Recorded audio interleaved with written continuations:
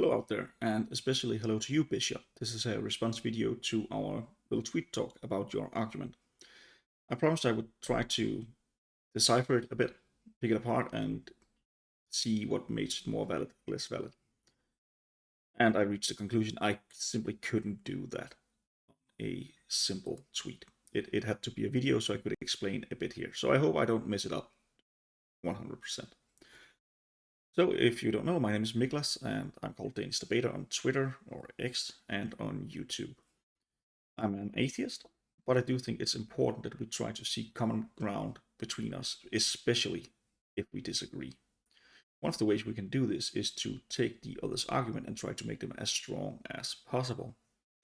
And I'll have to comment Bishop for this because he has done that a few times, asked questions about atheist arguments, and not pushed so much back on them as he has tried to examine them. And I appreciate that, and I would like to help him with that. He asked this question here: is this atheist argument valid and sound? I've put it up in a big, larger version here. If a personal God existed that revealed his existence and his message of love and salvation, then these would be believed by all. This is not believed by all. A personal God that has revealed a message to us doesn't exist. There's a few things in this, but my first comment was that I don't think necessarily so, because it needs a hidden premise, a bit of a refinement. We need to say that this is one of those gods that cannot fail. Now, I'm pretty sure that Bishop is believing in one of these omnipotent gods, but a god is a wide concept. If it's a god of classical theism who is omnipotent, then he cannot fail, and he would qualify for this. But I'm just saying this is an important thing to add. And then he's asking, okay, if we rephrased it to, if a personal God that cannot fail existed, that revealed his existence and his message of love and salvation, then these would be believed by all. How would that, in my view, make it more valid and sound?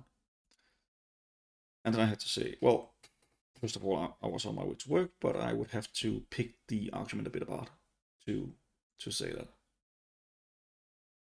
So that's what I'm doing here. First of all, the addition. It has to be a personal God that cannot fail. And then we also have to put it up. It's already in a syllogism, so that's nice. But there are a few things. First of all, the first and the second premise, call them P1, P2. Bishop did that, that's nice. So comment for that. And then the conclusion, called conclusion 1. The reason I'm numbering all the premises and the conclusion even is because I'm going to expand upon it. So there's going to be more premises and more conclusions within this. So that's just how I like to do it. So let's look at this. The first thing is unseen premises. That's premises that are within other premises that we have to pick out as their own premise. And this is the God that cannot fail part. We have to figure out what is the part here. And that's a God that cannot fail at an attempt. That is something that he wants to do or is trying to do will happen. So it will become a God that cannot fail at an attempt, must succeed on that attempt. So that's the first part that I added. I said this is necessary. If we don't have this, we can't say that this argument is valid and sound, because the conclusions will not follow from the premises. And that of course means that the second premise becomes the third premise and the first premise becomes the second premise. And then we just fix up a bit of the language. But there's a bit more to look at here. So then there's, if a personal God existed that revealed his existence and his message of love and salvation, then these would be believed by all.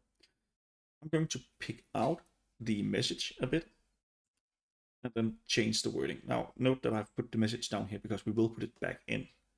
But a God that reveal anything attempts to have that thing known. So now we are removing it a bit. It's not the specific message, it's anything that he's revealing. He's attempting to have that thing known. And I think that pretty much follows. You cannot reveal something without trying to have it known by someone. It could be a single person or it could be everyone, but that's another part. So revealing anything means you want to have someone to know it. And then these would be believed by all. That's what you say, an if A then B. We'll save that one a tiny bit for later. We will have to add a conclusion in here because we have two premises from which there follows a conclusion. Anything that's revealed by a God that cannot fail will be known. That's because, well, we'll get into that later. So I'm getting ahead of myself. This is a first take, so sometimes it gets a bit messy. And now we have to update the conclusion. The first conclusion is now the second conclusion. Now we have to look at this one, known and believed. So we have the first conclusion is anything revealed by a God that cannot fail will be known. And then we have the premise, this is not believed by all. Now, this seems to be a mismatch here. We're using two different words. So we have to extrapolate on that. Knowledge is a subset of belief becomes a new premise. And anything that is known is believed. Then we have that known and believed follows each other, right?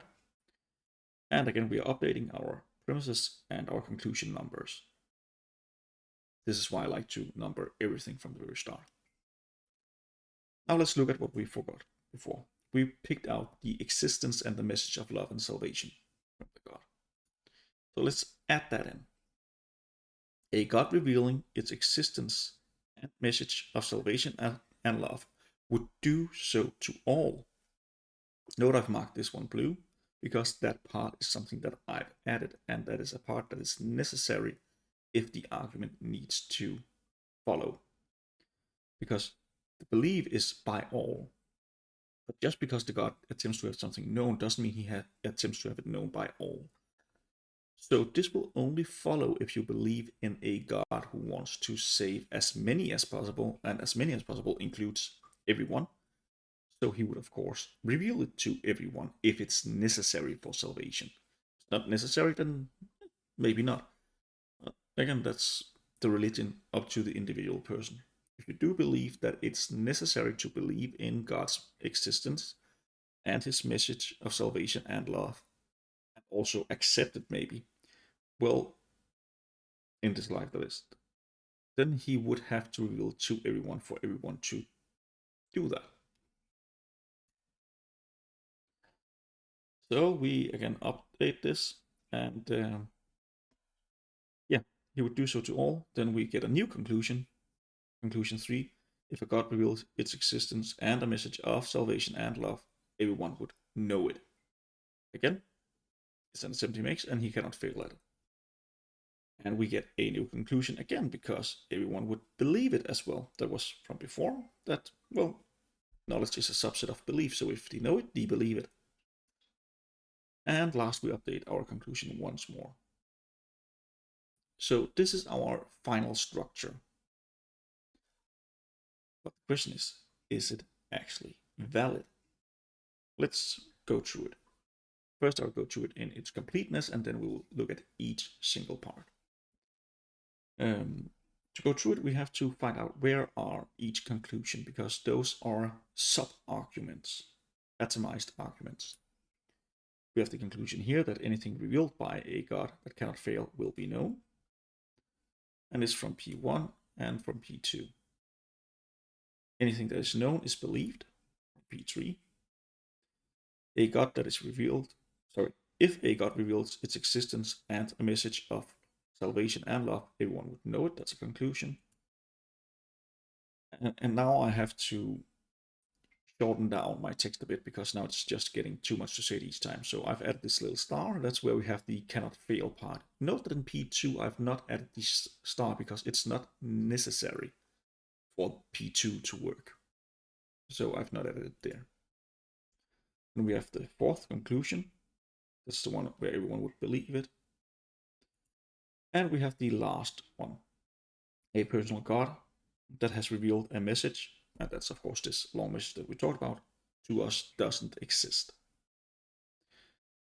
Note that I've marked red the to all and everyone, and that's because that's the most debatable thing in this, if you ask me, because it very much depends upon the religion, and it's something that I've added so I wouldn't put words in others' mouth. But I do think that you could argue that the Judeo-Christian God wants this, at least the way it's interpreted today. And then we can say by all again here. So this is our argument. Let's look if it's actually valid, right? First, I'll read the entire argument. A God that makes an attempt must succeed on that attempt. A God that reveals anything attempts to have that thing known. Anything revealed by a God will be known. Knowledge is a subset of belief. Anything that is known is believed. A God revealing its existence and message of salvation and love would do so to all. If a God reveals its existence and a message of salvation and love, everyone would know it. If a God reveals its existence and a message of salvation and love, everyone would believe it. This is not believed by all. A personal God that has revealed this message to us does not exist. Okay, premise 1. This is a simple if A then B. If he makes the attempt, he will succeed. Basic logic, if A then B, not much to debate here. Then we have B2, and this becomes a bit more tricky. It's an if C then A, that by itself is simple enough, but we have to figure out why.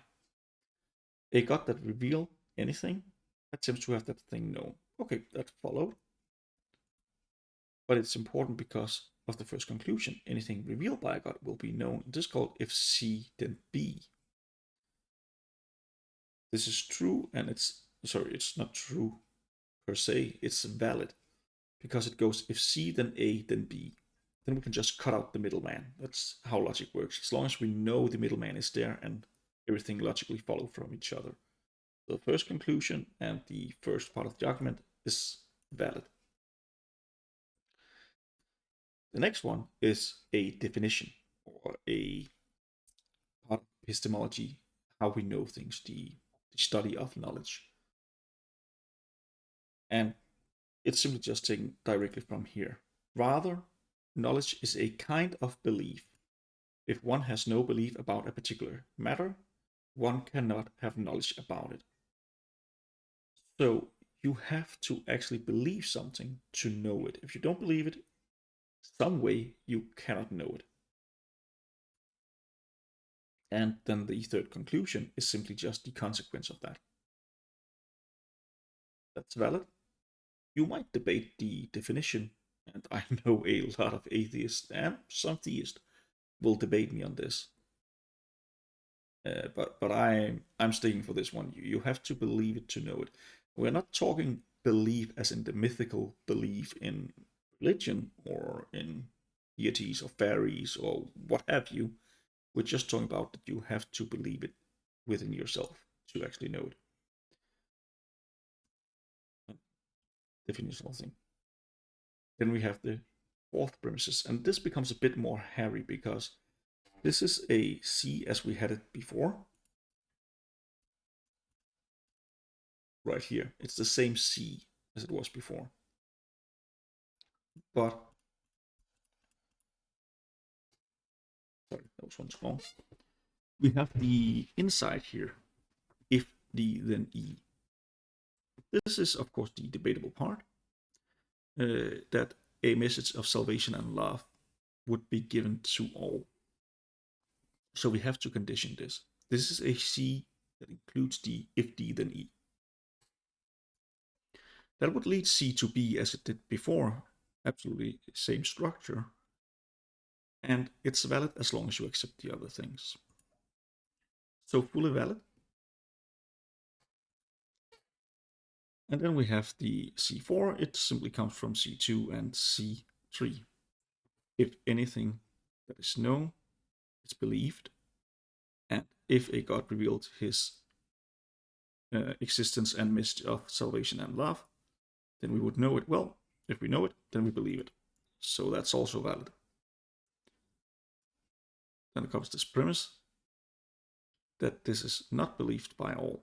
And this is an argument that takes the fourth conclusion, the fifth premise, and makes the fourth premise, and makes a fifth conclusion. So if A, then B, not B, therefore not A. This is also fully valid. So now we have a fully valid argument. And that's pretty much the best I can do. You would have to argue for why God would do this to all, and I think that can be argued without much question in most cases, but a lot of people would debate it. It's fully valid. Is it sound? Well, only if you accept those premises. You would have to do that. So yeah, this was the original question by Bishop, also called BishopJaxi on Twitter. And is it valid? Yeah. Ish. There's a small part, but I think it's much better like this. Anyways, thanks for watching.